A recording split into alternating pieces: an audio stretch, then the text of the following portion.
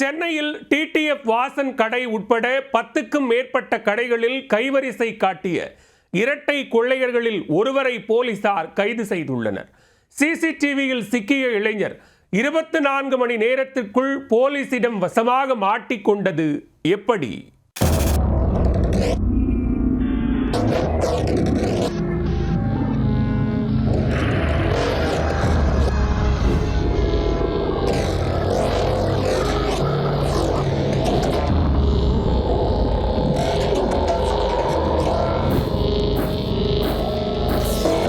சென்னை அம்பத்தூர் தொழிற்பேட்டை மற்றும் அயப்பாக்கத்தில் டிடிஎஃப் வாசன் கடை உட்பட அடுத்தடுத்த 10 கடைகளில் பட்டாக்கத்தி மற்றும் இரும்பு ராடு மூலம் ஷட்டரை உடைத்து இருவர் கொள்ளையில் ஈடுபட்ட காட்சிதான் இது.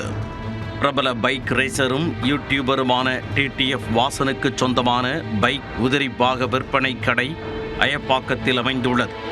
ஆள் நடமாட்டம் இல்லாத நேரத்தில் இரும்பு ராடுடன் பைக்கில் வந்த இருவர் அந்த கடையின் ஷட்டரை உடைத்து உள்ளே நுழைந்துள்ளனர். பின்னர் கடையில் இருந்து மொத்தம் 2,45,000 ரூபாய் மதிப்புள்ள 3 விலை உயர்ந்த ஹெல்மெட்டுகளை திருடி உள்ளனர்.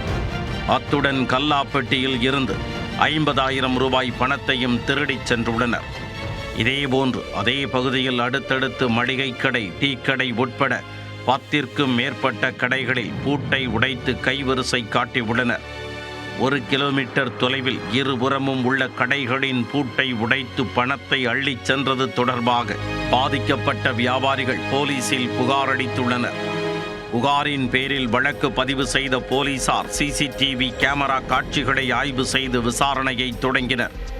மேலும் திருமுல்லைவாயில் சட்டம் ஒழுங்கு ஆய்வாளர் ஜார்ஜ் மில்லர் தலைமையில் தனிப்படை போலீசார் தேடுதல் வேட்டையை தீவிரப்படுத்தினர்.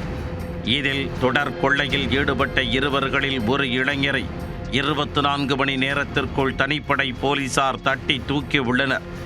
விசாரணையில் 19 வயதான அவர் சோனு என்கின்ற சைத்தன்யா என்பது தெரிய வந்தது.